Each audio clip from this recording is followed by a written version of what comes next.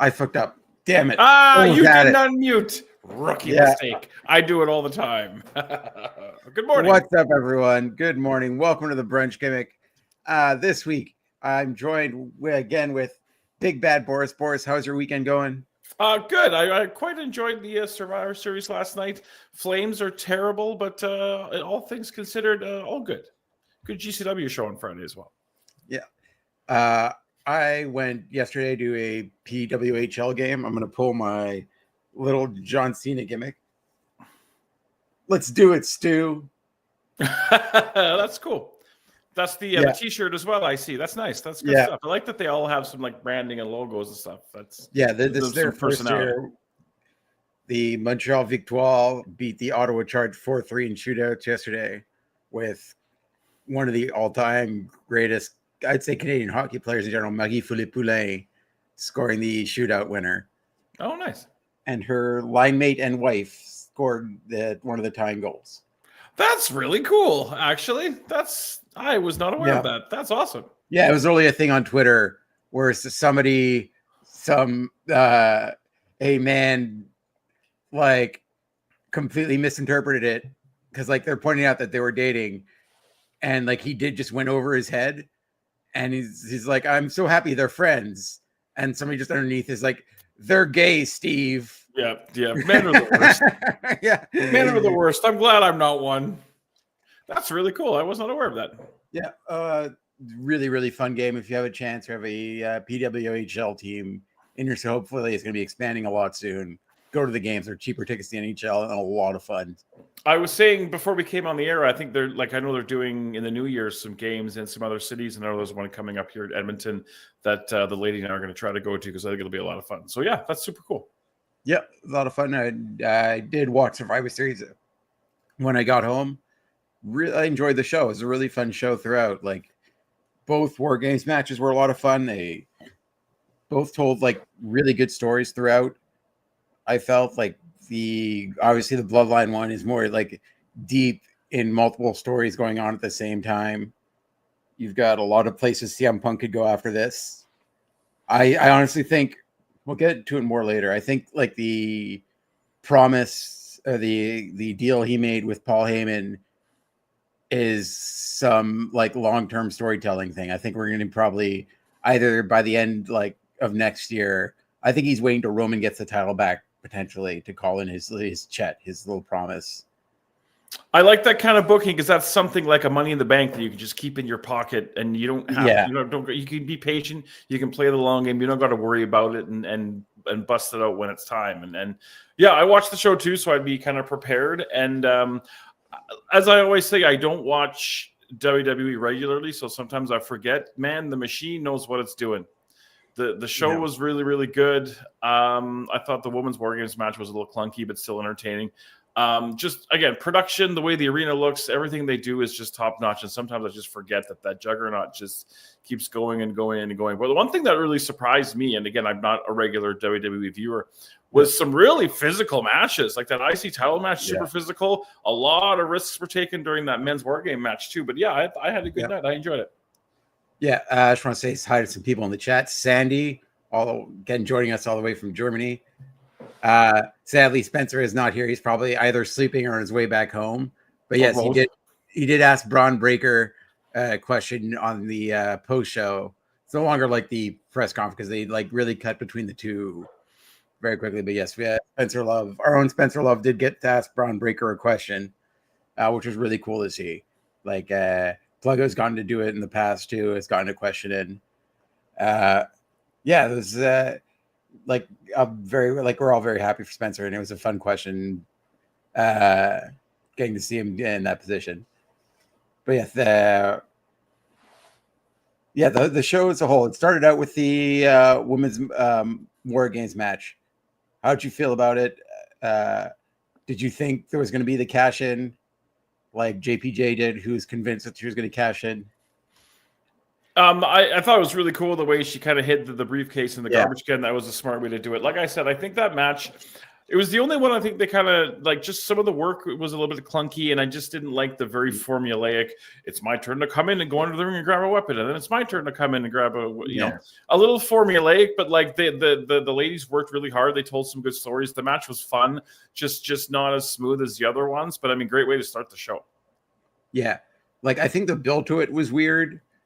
Throughout, like, wait, we got a run-in. Oh, hello. The host of the run-in, Zach Rob. The host of the run-in, indeed. Yeah, see how I did that? I'm super smart. Done. Very good segue.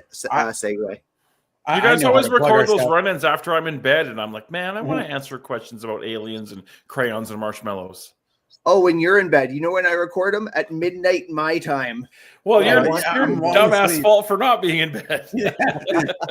Good morning, Zach. Nice to see you. Good morning. Good to see you as well.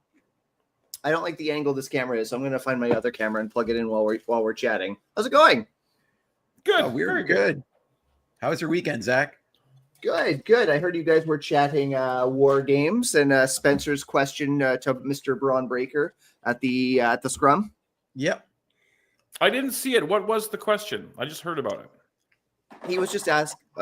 He was just asking. Now that he's retained the Intercontinental Championship, Spencer cited a little bit of an altercation between Gunther and Braun a few weeks back, and wondering if we're going to call back to that, if he's going to start chasing the World Championship. But Braun was firm in saying he's going to hold on to he's going to focus on the IC Championship from now. Right on. Pardon me one moment. I'm looking for that camera. Yeah. It's super cool to see, friends doing press, and like when JBJ did it, it's nice to see like the Love Wrestling brand getting out there. And I think that's really cool. Yeah. Like I got to do some for the first time this past summer, both like I did the TNA press conference, and I got to do the press thing. I got to ask questions to LA Knight at the press event that they had in Toronto for Money. Canada has been very fortunate this year. Yeah, like the last few years, we've been very lucky. Like they're coming back to Toronto next year for Elimination Chamber, which I wished it was Montreal again, but I get it. A lot of people that love wrestling work really hard, and I think it's really cool to see that like come to fruition and start getting into events like these. Yeah, it'd be interesting to see WWE back at Rogers Center, back at the Sky Dome. I think that's cool. That's something to look forward to. Yeah. The Sky Dome. I mean, I'm a big baseball guy, so it'll always be the Sky Dome to me. Yeah, like I like Triple H was saying he was old, and I'm like I also remember it as the Sky Dome. Oh man. So what else about the pay-per-view have we touched upon? Have we touched upon the War Games men's match yet? Oh no, we were just starting out. We were just starting with the women's match. How'd you feel about it? I unfortunately missed the opening contest, so I'm going to refrain from getting in. But one thing I do want to say is big shout out to Io Sky. Yeah, just like every year she is. Can I swear yet? It's like, hey, yes I can. Ass kicking machine. But once a year, she climbs the War Games cage and she does her best impression of Forky from Toy Story 4. I'm trash. And throws herself off. Like the absolute trust in your coworkers to no look inside a trash can, do a moonsault onto them, like expecting them to be there. Like no one's more trusting than EO Sky. It reminds me of a conversation that I had with T.Y. Jackson a couple of months ago at an LPW show, because I've been involved in wrestling for decades, but I am not a wrestler. And T.Y. always does that like wild dive over the top. But I took him aside and I'm like, I've been doing this a long time, but I'm not a wrestler. When you do that, is it just a matter of, I can't worry and stress about this. I just go for it and hope for the best. And he's like, that's exactly it. You just got to commit to it and hope for the best. And when you start to get a little skittish and worry, that's when you get hurt. So I think it's just like one of those things that you do and hope for the best. And it turned out really well, really safe. I was wondering, why is there strings in that garbage can? And then my brain was like, oh, okay. But risk versus reward. It looked really good and it was relatively safe. And I like to see people come out from those unscathed, unlike Bronson Reed, which we'll talk about, I'm sure, in a minute. Oh, yeah. Also, what I want to get into is the United States Championship match. And I quite love the repackaging of Shinsuke Nakamura. Like, I like that they fully leaned into this dark Shinsuke. Who's like, yeah, he's a killer. He will knock your lights out very easily and take your soul. That's who he is. That's who he should be. And like, again, they remixed his theme song. Like I quite enjoyed the entire repackaging. And I like that they actually didn't make him lose, which I was so terrified of. Like, you did this whole thing for him. And just to have LA Knight go over on him, like LA Knight, I'm very much of the thing. Like, no one needs a very long run to prove they're a great champion. Like, recently we just get really long run. Like, that was a respectable run from LA Knight with the United States title. And I think that's what Shinsuke should have been, I think, right from the beginning. And I again, as not a regular watcher of that product, the entrance was super, super cool. I was a bit wary when I saw him come out with like the big super shredder like samurai mask on, because it's like a little too on the nose, and it was like something, it felt like to me something that Vince would do. Yeah. But I mean, it wasn't overstated. It wasn't like Lord Tensai. The remix of the song I think is really cool. And yeah, I have always been a big Nakamura guy, and I would like to see him have another run at the top. Yeah. Like, go ahead, Zach.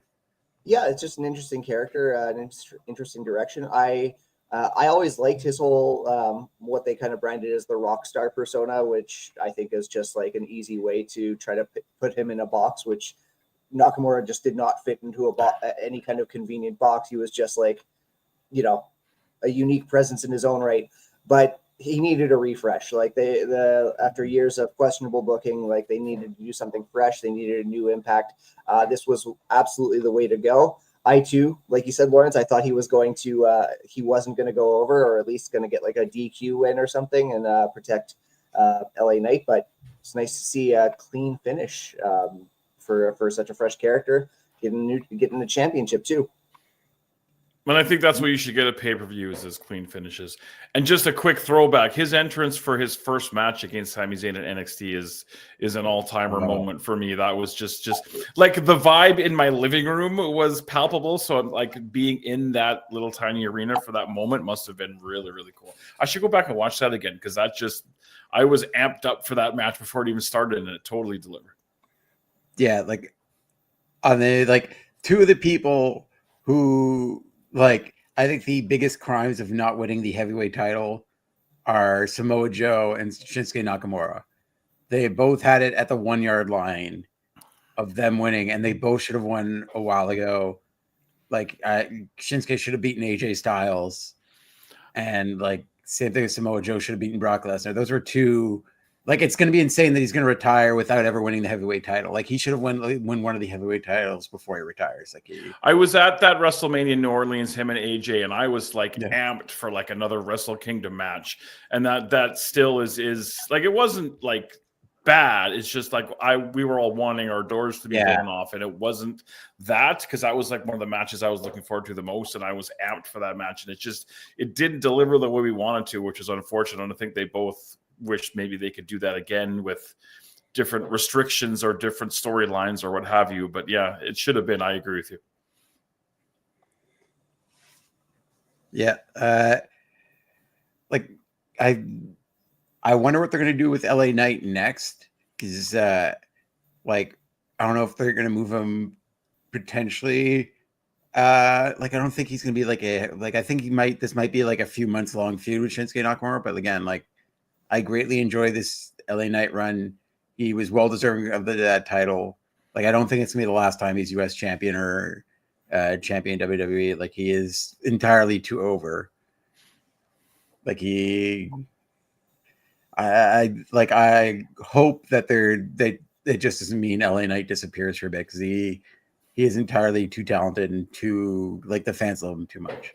Do you see him as a world champion? Because I believe the fever pitch of LA Knight maybe has passed a little bit. And this is just me, again, as somebody who doesn't watch regularly, but I know a while ago he had a match for, maybe it was like the Elimination Chamber or something, and I felt like that was the moment. Do we feel we've kind of, we're on the downside of LA Knight, or is there still time to get him back and get him the title run that maybe he should have had?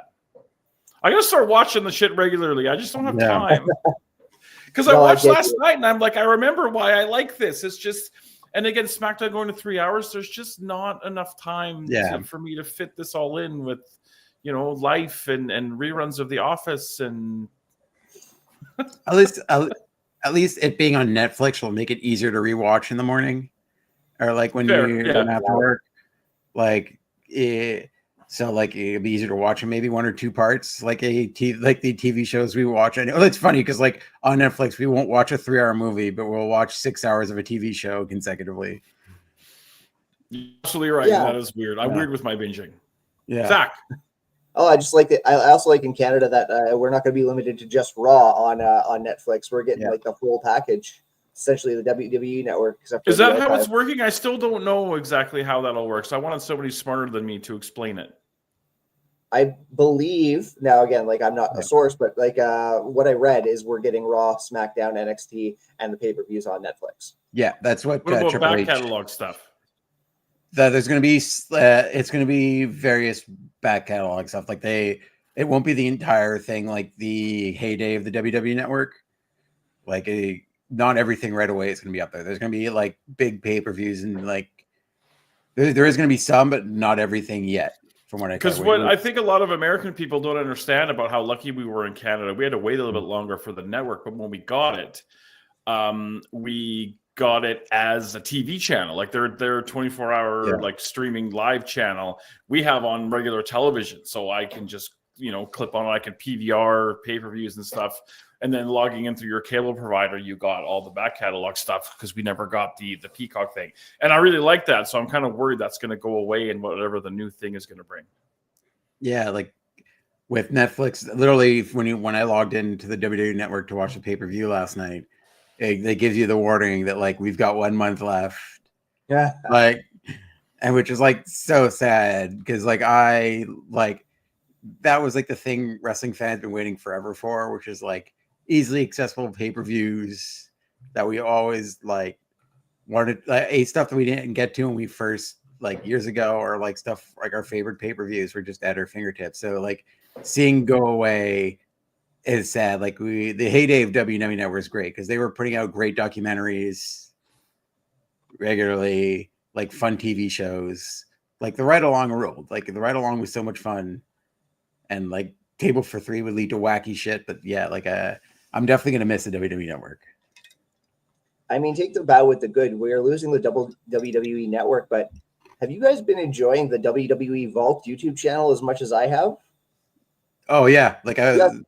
Oh yeah, man! Yeah. WWE Vault on YouTube. Sorry, I'm kind of shot out of a cannon this morning. WWE Vault on YouTube has been just dropping. Like they ran the CM Punk DVD this morning apparently, but I have my little YouTube ripping software, and they did a War Game special, and they remastered Super Tape 92, and I've been stealing all this stuff to put on my hard drive. But yeah, the Vault's been really killing it. Love it, absolutely love it. Yeah, but yes, the next match on the card was the Intercontinental title. We got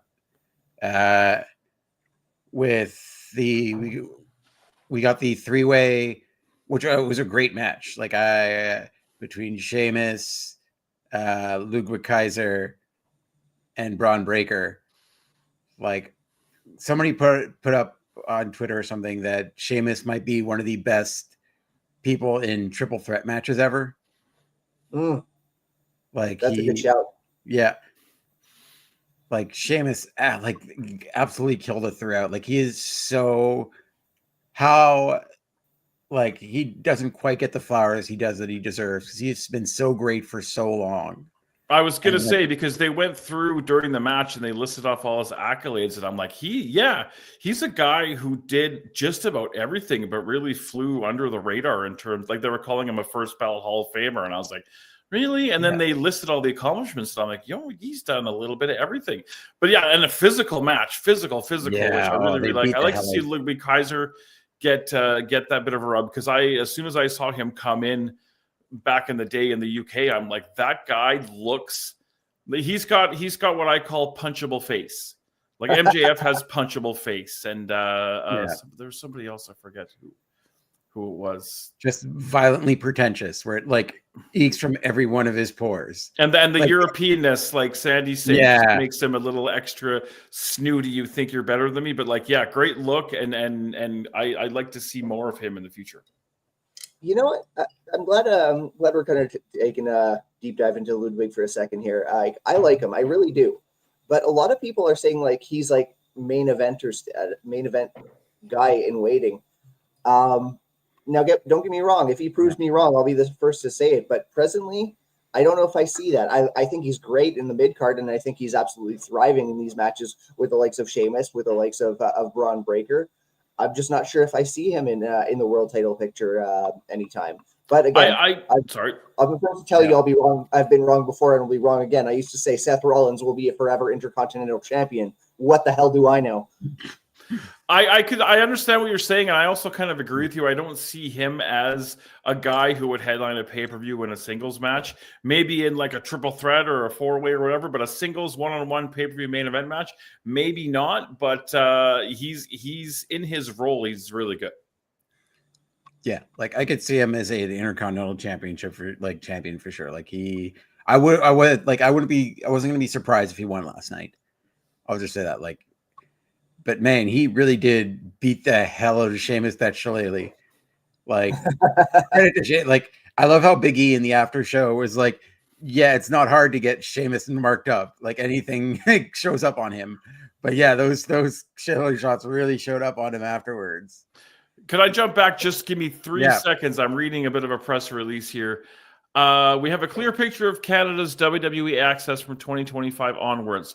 Like all other countries covered by the global agreement, all three main shows, Raw, SmackDown, and NXT, and every PLE will air live on Netflix and will not confirm. The periphery weekly content, such as Main Event and NXT Level Up, is likely to be covered by the library editions mentioned in the original press release. So maybe we're going to get some library stuff on Netflix, and I'm excited to see how it's all going to shake out. Sorry to like dive back into an old topic. By all means. By all means. But yeah, like I think all three guys came out of that match looking good. Like I think hopefully they're setting up Sheamus at Mania or something to finally win the Intercontinental, because they've been telling the story for like a few years of him constantly falling short of the Intercontinental. Like it's got to happen soon. Like it's insane if they just keep it away from him forever and he retires without ever winning it. Well, you know what? I say this often about the World Championship, and that the names that haven't won that championship they equally inform the prestige of the people who have won it. For example, like Scott Hall, Kurt Hennig. These are huge names that should have been world championship and a champion in one promotion or another. It's very rare that we have this conversation about something like the Intercontinental title. Maybe Sheamus is that guy. Maybe Sheamus has that big asterisk in his catalog of all these accolades. He's won everything, absolutely everything, but the Intercontinental title eluded him. Don't get me wrong. If he wins it, I'll be jumping up and down. I'm sure if we have like a heavy hitting match between him and, if he's still champion, Braun Breaker at WrestleMania, dude, I would love that. I would absolutely love that. But I think there's value in Sheamus not becoming Intercontinental champion ever.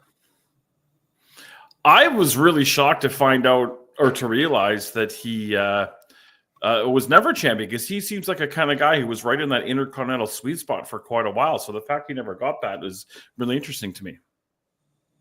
Well, I mean, he was chasing Gunther for so long, and well, frankly, like when he was dethroned by Sami Zayn, even that was surprising to me. But yeah, Sheamus still chasing it.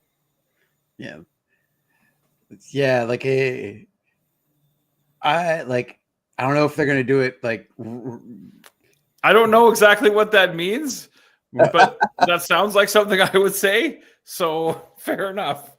So you have to say it at LPW 33. Yeah, just work it in somehow. I say kicked his face off his face. I don't know if I've ever said bump through my head, but you know what? I'll make that in my notebook. I've heard that. Is that a reference to Owen Hart? What, to kick the leg out of the leg? Kick the leg out of your leg. Kind of, yeah. Yes and no. It's like sort of, yeah. Fair enough. I borrow like I always wanted to make a video of like the things I've borrowed from other commentators, because like I was watching some ECW recently and I'm like, 8 things Joey Styles said are things that I say all the time, and I'm like, yeah, I can tell my influences. Anyway, I'm not going to make this about me. I have to use a little Boris's room, so I'll be right back. Feel free to continue. Absolutely. But yes, Braun Breaker retains, and the reign continues. And then had to take the hard hitting questions from our own Spencer Love. Yeah, in a 2020 style interview after. He threw the hard balls. But yeah, no, it was a good question by Spencer. Yeah, like I would like to see more like non-kayfabe questions, but at the same time, if you have someone like Braun Breaker, I'm not really sure what the hard-hitting question for someone in his position is. So I thought Spencer did quite admirably. Yep. Then we got the heavyweight title match between Gunther and Damian Priest. A very fun match. I like this match. It was also very much a Gunther match of we're gonna beat the hell out of each other. I think they told the story of Damian Priest having Gunther beat if it had not were for that dastardly Finn Balor. Oh no.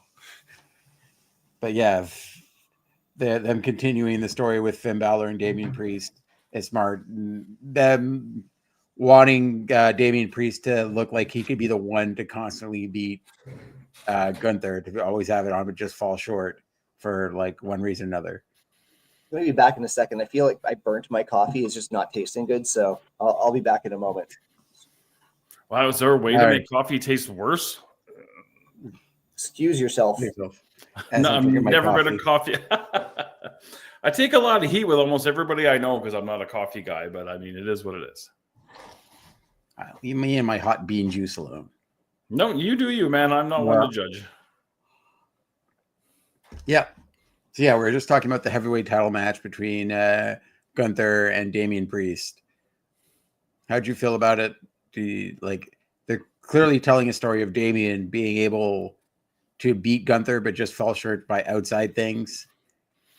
It's interesting because they've really built Gunther up into this unstoppable monster, but now they have to kind of give him layers of it because it's just, you can't have that per se, just like with Goldberg. And now they've given little hints of doubt with him still winning matches and stuff and still being that killer. And it's like I said, the machine knows what it's doing.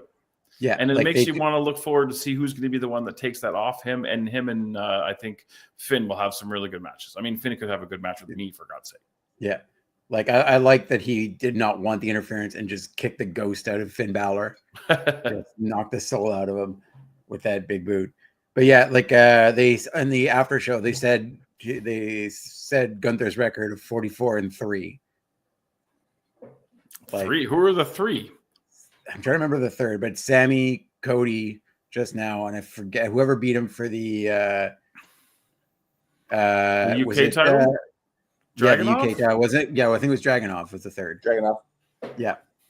Also, that record includes NXT. I assumed it was main roster. Yeah, no, they were saying he had that NXT UK title for like 800 and something days. I mean, that's pretty. Yeah. Wild. Beat Pete Dunne for it. I remember that match. That was a very, very good match. NXT UK had some good stuff on it. Yeah. Yeah. I remember that brand. The NXT UK weirdly is what made Lin-Manuel Miranda a fan. He was in the UK shooting Mary Poppins. Oh, wow. And he was at I think that match. And he like randomly like I think because friends around him are wrestling fans and like talked him into it. And he was just like while he was shooting Mary Poppins just went in and like Claudio or thing was on the card. Is there a Mary Poppins remake? Yes, there is. Or it was like a sequel. It was like I think it was like technically a sequel or something. I never watched it. Oh, yeah, that's coming back to me. Emily Blunt, I think. Yeah, and him, yeah. Okay. Look, it didn't affect my life. I didn't. Mary Poppins Returns. That's it. Is a 2018 American musical fantasy comedy film directed by Rob Marshall with a screenplay written by David McGee and a story by McGee, Marshall, and John DeLuca. Loosely based on the series Mary Poppins by P.L. Travers. The film is a sequel to the 1964 film Mary Poppins and stars Emily Blunt as Mary Poppins. Okay. I didn't know that was a thing either, but I mean, okay. I remember it. But I think I don't want to speak for Lin-Manuel Miranda, but like a guy who does theater, he could understand the theatricality of pro wrestling. I'm sure he gets it. Now he's a massive fan, and there was a picture from Halloween this year of him going backstage dressed as Dominic Mysterio. Oh, and really? I have not seen that. Yes. And then our truth retweeted it and is like, I told you Nick Mysterio existed. Because there were a picture of Dominic and him and thing yes. And he's like, yeah, I told you he existed this whole time. He's right there. Apparently he dresses up as a Latino wrestler every year now. Nice. And I respect that. Yeah. Well, that's really cool. Who struggled this year to figure out like what can I be on Quizplex and like have a costume from, the floating ribs up. Yeah. Running out of options, guys. It's challenging. And from what I'm told, the Easter Bunny is taken. Damn it. That's what I was going to do. I wish I had the Easter Bunny's contact information and he had time to go. There it is. I hope that's okay. Yeah, absolutely. Super cool though. Yeah, that's awesome. But yes, I wish he had the time to go to the IWS show and get revenge for me on Santa Claus, who stunned me at a Friday night speedball a few years ago, at the Friday night speedball Christmas party thing, the Christmas show we had a few years ago. The stuff of legend. Yeah. So yes, we've really gone off the rails of the main event. Yeah, Finn came back to screw Damien. Which like I don't know if they're going to do a 3-way because Gunther was not happy how the match ended and did not want him interfering, and Finn is like still not done with Damien, and they're going to be telling that story for a bit because like in all fairness he isn't entirely wrong in his motives because Damien did like treat him as an underling and like he was acting like the boss, and you're disrespecting Finn Balor, was a massive veteran of this business and like taught everyone around, like all the greats, so many of the greats from Ireland and stuff are direct results of Finn Balor. And like the fact that Ireland even has a wrestling scene right now could be contributed to Finn Balor and them helping build it. So like disrespecting him and trying to treat him like he wasn't a world champion in his own right. I get why Finn Balor is mad at Damien from their time in the Judgment Day together. So like that story is interesting to tell. And it's going to give us some good matches. Yeah. Which is what I'm all about. So that's cool.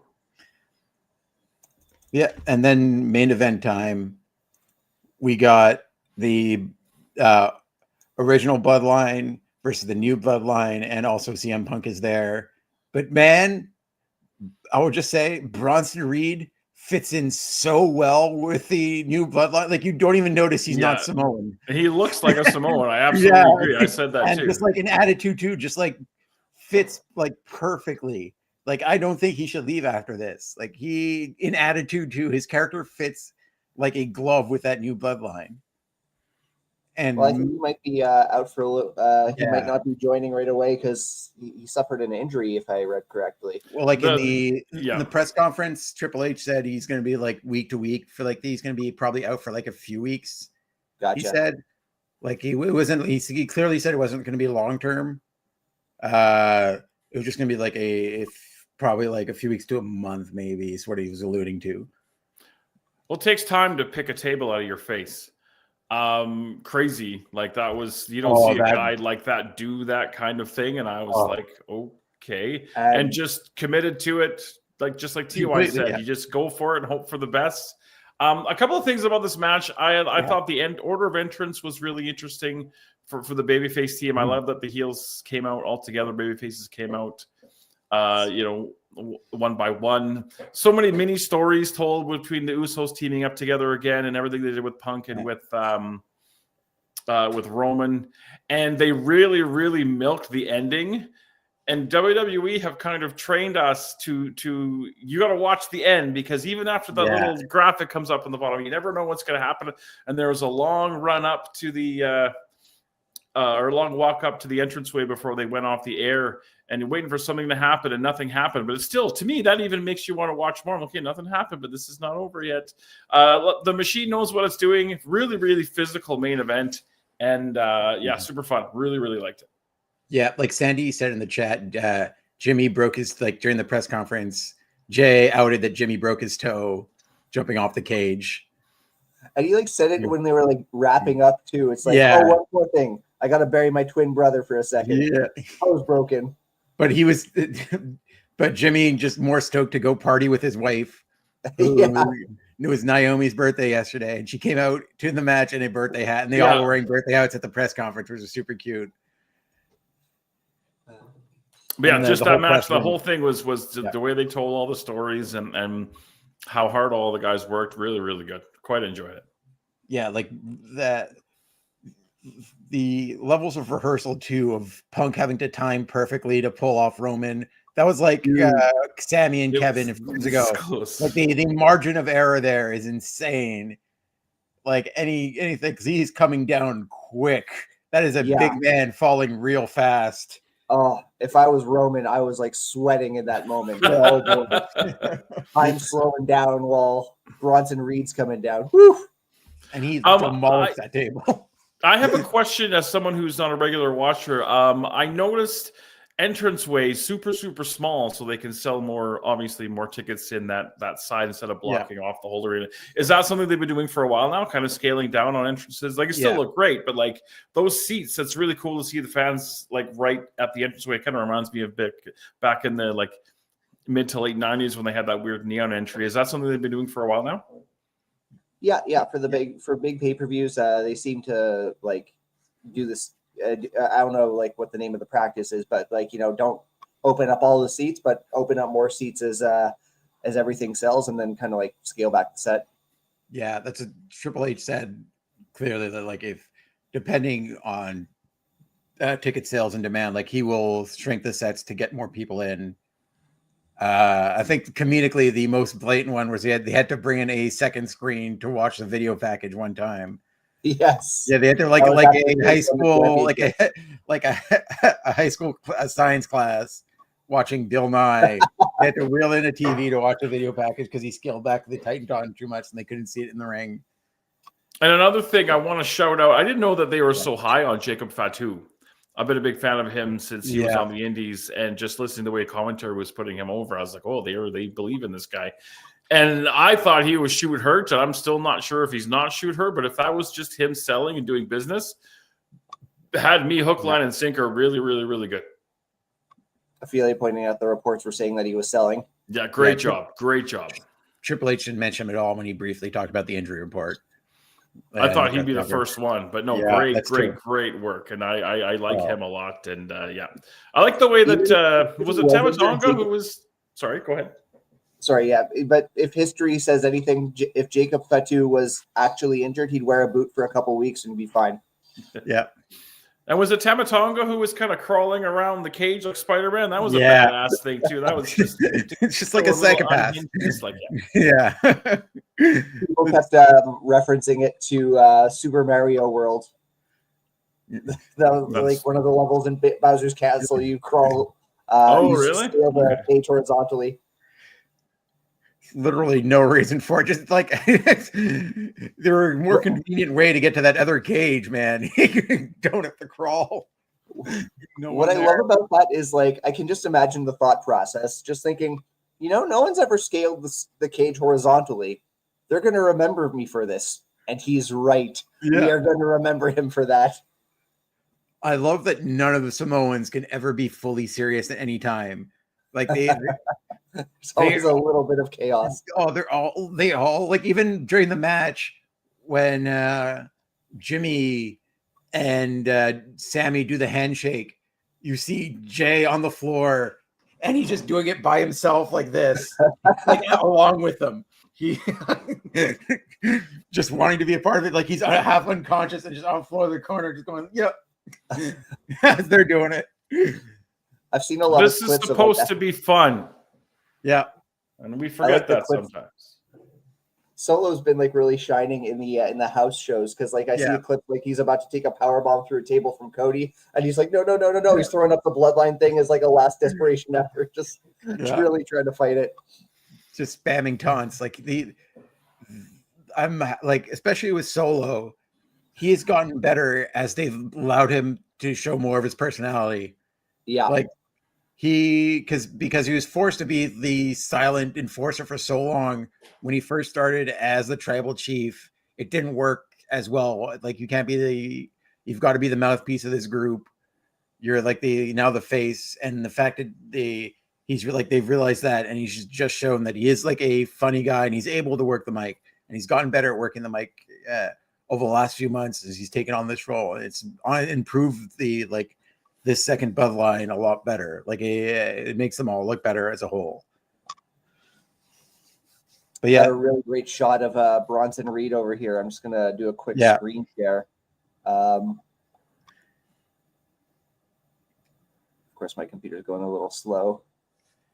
Of course. Yeah. Like, look at that shot. Yeah, you don't see a dude that big do stuff like that. That's a second away, and he's still on the table. Yeah. Look, even Charles Robinson is like, oh God, oh God, oh God. Yeah. Like, my God, to fully commit to that, like Bronson Reed has been somebody that has been killing it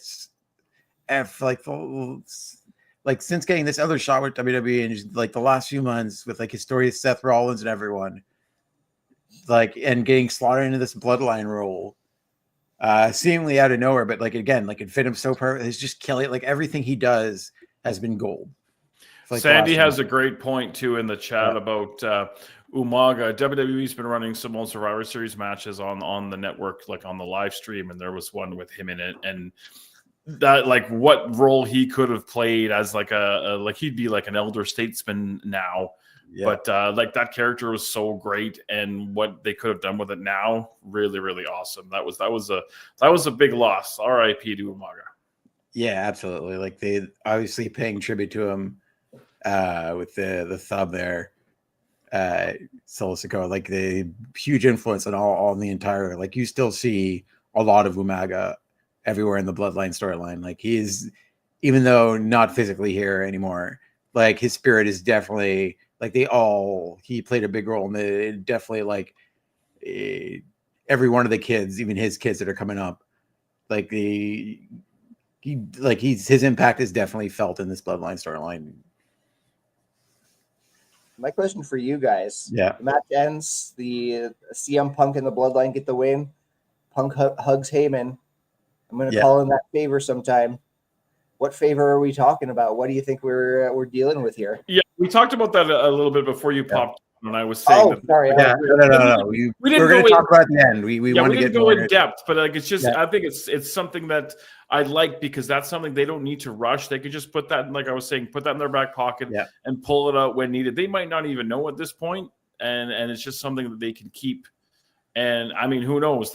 That's a great thing. It's like a Money in the Bank thing. Like I was saying, you can keep that in your pocket till you need it. And I don't know, but it's going to be fun to see. And I'm always happy to see Paul Heyman on my television. Yeah. Like it could be even that he wants Heyman to come into the ring, and like it's once again like splits his loyalties. Like he is truly the one person who Paul has always like afterwards has always led love for outside of Roman Reigns. Like somebody they're always close for years. So like them telling that story in like Roman reluctantly, like Roman has shown that like he does not like sharing Paul Heyman with anyone. Again, it could also be like a title shot waiting for Roman to win the title down the line, and he wants his match with Roman, or like, and he wants him in his corner. Like, it could be a lot of things, but like, yeah, like Boris said, like I like the idea that we're probably not going to find out anytime soon of what this promises because they're on different shows as of right now. I don't want The Rock on my television set on a professional wrestling show ever again. He's going to be back. He did. Oh, I'm quite sure. Yeah, like hey. I don't know. He did that. He showed up at Bad Blood through 3 fingers, and then he's never been seen since. Yeah. Well, he's shooting the live action Moana right now. Oh, jeez. Yeah. So that's keeping him busy. Is that the life cycle of a Hollywood film now? Like we can't even get. Well, Disney film, yeah. Like they literally just dropped number 2 this weekend, and they're shooting the live action. They drop number 2s all the time. Yeah. Zing. Yeah. Oh, there we go. Oh. But apparently this one's not that great because like the music's not as good on this one. I mean, I don't know what to say. Yeah, there's whatever. It is what it is. Yeah. I have enough things to watch that I don't have to worry about stuff that I'm not going to watch. Indeed. Okay. Who do you guys with like, so yeah, the Roman Reigns pitting Solo Sikoa. Eventually this has got to be setting up probably at the Royal Rumble, Roman versus Solo for the Ula Fala.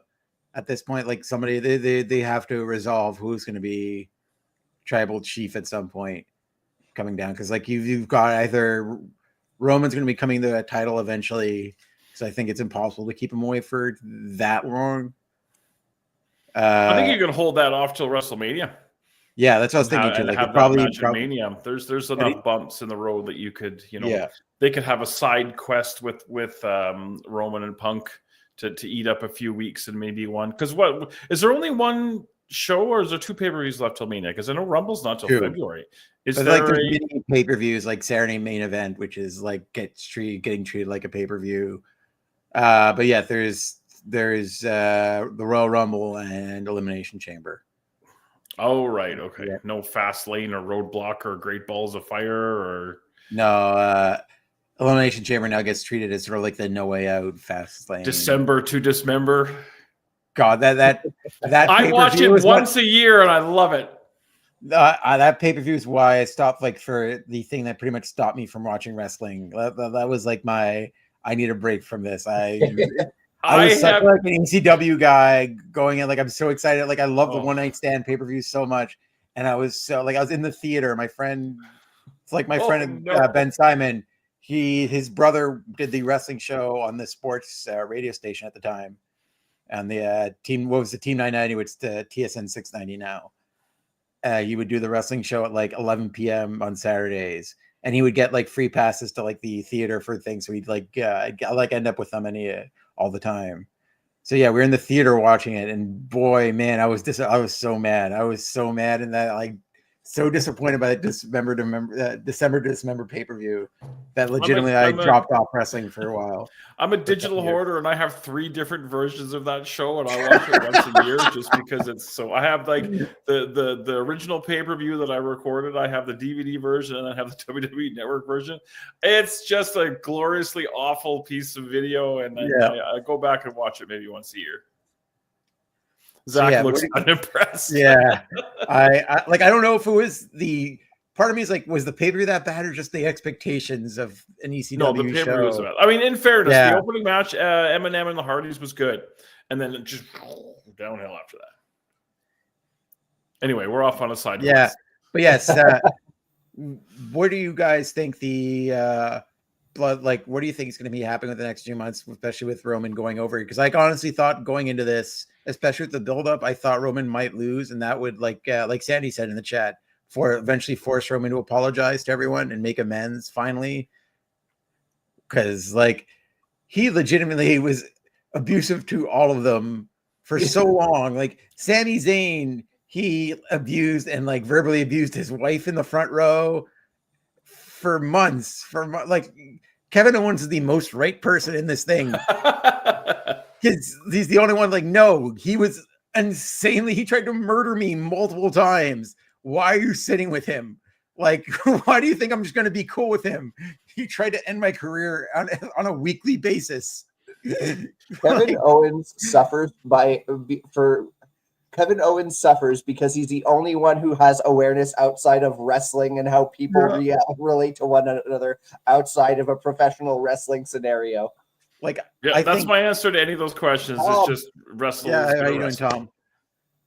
Yeah, like I think Sami and Kevin is happening after once he's done with Cody. I think it's impossible that he doesn't see what's going on with his best friend. Once again, back with the blood. Like, man, they're gonna beat the living hell of each other again. It's gonna be an amazing match. Have Sami and KO done a one-on-one at Mania? I don't think they have. Oh, they have? Because I was going to say that's like the last thing that they could do in that. But what year was I? have to go back and watch that. Like even good, wasn't it? Even Sami last night during the press conference said he literally shouted out that Kevin Owens and him, like he's saying, like hit the bloodline, and like him and Kevin are the type of things that can just go on forever. That they're always going to find each other at some point. Like he was. I don't think expressly teasing the match that we all think is going to come, because him once again standing next to Roman Reigns and hugging Roman Reigns, doing even worse than Cody Rhodes did, to be honest. That's true. Yeah. Like he legitimately not only tagged with Roman, he was actively recruiting for Roman and trying to get other people to put aside their differences for Roman for weeks. So yeah, I think that the story like coming out of this is they're definitely Kevin being legitimately right. He is 100% right, and having to fight Sami, which is going to kill me because I just want them to be friends all the time, man. Like the match is going to be great. I know, but I just want them to be buds. I like when they're friends. I think we'll get Solo and Roman at Mania, but we have to figure where The Rock is going to be in this, because they could do Solo and Roman at Elimination Chamber, and then the final boss all of a sudden comes in to be, I'm in charge of the bloodline. So I have to see where they want to go, because isn't Rocky on the board now and can sort of call shots, or am I which isn't technically, it doesn't make him, that's what bothers me with him, like I'm the boss now. I don't know if that has booking power. You're a vote on the board. That doesn't like, you can easily be outvoted on said board. And like there's literally a CEO who makes the day-to-day decisions. That's not how the board works. Zach, am I on the board of Love Wrestling? Do I have a vote? I'm not even sure if I'm on the board. Because we have not had Big Ben Boris's Slow Impact Aqua Size Extravaganza yet, and I think we should have a vote. Also, they still haven't told you who Ben Ortman's opponent is. I still don't know. Do you know? Yes, because he has to make the graphic. Zach, do you know? Oh, you got to make the graphic. Yeah. You know what? Congrats to them on the big stream they did the other day. I popped in a couple of times there to say hello, and they were doing some good stuff and raising money for a good charity. So yeah, shout out to Big Ben. That was awesome. I think they've raised a little over $1,200 so far. Oh, nice. Yeah, they were at 7 and change the last time I checked it. Yeah, they still have. That's with the auctions too. Like I won and bid on a art piece, on a commissioned art piece. Oh, nice! Which I'm very excited about. Like there was a lot of things like, and I just lost out by like a second because like 3 of us bid the same price at the same time at the last few seconds of the auction on the chair. So I just lost out. Nice. But yes, they're also going to be the show, the IWS show at Crossbody coming up. That's also going to be raising money. That's going to be added to that total. To going to the Cambridge Humane Society, which is really we seriously know. Come on, man! I seriously don't know. So you can on, man me all you want, but no one tells me anything. I'm sorry. Yes, I did hop on his stream for a little bit and played Madden with Ben, and I beat him. I was the only one to beat him, even though I had to deal with constant online glitching. It was so annoying. Like it would literally I'd start the play, it would freeze for a second, then speed up rapidly. So all of his linemen would be like in my face a second later, like half a second later, and like try to get the pass out. But you overcame all the obstacles. Good for you. I did. I'm frankly the hero of this whole thing, is what I'm saying. Okay. But yeah, all in all, a fun pay-per-view. I think it sets up especially like this show very much is there to set up the new year. I mean, they still have Saturday night's main event coming up in 2 weeks, where we've got I'm excited for that. Yeah, it's gonna be like I really like that they're going to be doing a throwback visual aspect to this to the show, and we got Kevin and Cody to main event on there, which like we all know what the result is almost likely going to be. It's going to be Cody continuing to win, but like how we get there is going to be the important part. Like what's going to happen throughout that French match. Canadians can hope. Oh man, if he wins, I will lose my dad. Like I want him to win. I want him and Sammy to be heavyweight champions. So like, especially Sam, who hasn't won it before. Wild. They did a little thing during the pay-per-view that I really liked too, when they were talking about Saturday Night Main Event, because they've been using that Obsession and Emotion song for the hype. But during one of the vignettes, they actually played. There was a second theme song that I think they produced in house for Saturday Night's Main Event as well, and they used that one during the hype for that. So I don't know. It just takes me back to when I was a kid, and I'm like, oh my god, 12:30 is so late, but I gotta stay up so I can watch Hulk Hogan. Yeah, I'm an old man. But it's, I don't know, nostalgia is nostalgia for a reason, because it gives you that warm, fuzzy, comforting feeling. Yeah, and the world is on fire, and we just need that one space where everything was nice, like the 90s. Yeah. I'm not going to look out the window. I'm just going to watch wrestling. Yeah, and enjoy this delicious Rockstar energy drink. I have a very firm 2:00 exit, so I'm going to do a quick goodbye while things are wrapped up properly. Do you have to plug anything real quick? Anyway. On December 17th is the next episode of Quizplex. Little Mean Kathleen will be returning. She is just going to let me know what her charity of choice will be. We've already got some exciting people challenging for the Quizplex crown, but I haven't had a chance, but I can't reveal that just yet, so keep an eye out in the coming weeks. Follow me over on the Blue Sky app at Smarkmouth and at smark.mouth over on Threads. Other than that, friends, it was great chatting wrestling with you, and I will see you soon. Later, buddy. Thanks for coming on. Rock bang! Boris, where can they find you? You can find me at BB Boris on the X thingamajigger. I am BB Boris 1 on Threads and on the Instagram. I am on Blue Sky. I don't know how the shit works yet, but I'm over there as well. Wednesday night, I'll be back to do another AEW Dynamite watch along, having a lot of fun with those. Ophelia Payne has been popping on to watch Dynamite with me. We've been having a lot of fun, so definitely check that out. And Saturday Night Love will be back next week. I'm working on something, but I don't know what's going to happen. Thanks to whoever popped by to listen to me play some music last night. That was a lot of fun.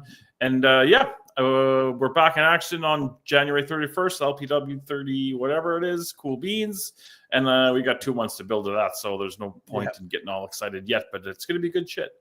Yep. And our next live stream will be on Tuesday for Firmly WWE with Drew and JPJ. They will also be going over this pay-per-view and tomorrow night's Raw, which is the 10th anniversary of the New Day, which is setting up to break my heart a thousand pieces, because I'm getting Festival of Friendship vibes from this, just from what I've been seeing on social media. So I might have to tune in. They did corner on the post show Big E about it, and he just got real sad real quick and tried to avoid the. Yeah, nice. Like, oh man, yes, that's going to be a big Raw coming up tomorrow night. You can hear about that on Firmly WWE. As for me, you can catch me on Blue Sky at Cartsay NDG right there. And Twitch, I can occasionally play video games on there. And you can catch me back here next week talking the week in wrestling, talking about the potential New Day breakup, which I don't even want to put out there. Like been avoiding the storyline like all hell because it makes me real sad because I love the New Day with all my heart, and they're doing it. In all fairness, they're doing a great job. But yeah, so you can. But that just means, you know what? The fact that you're feeling that way, it just means wrestling is working, and that's what makes wrestling so great.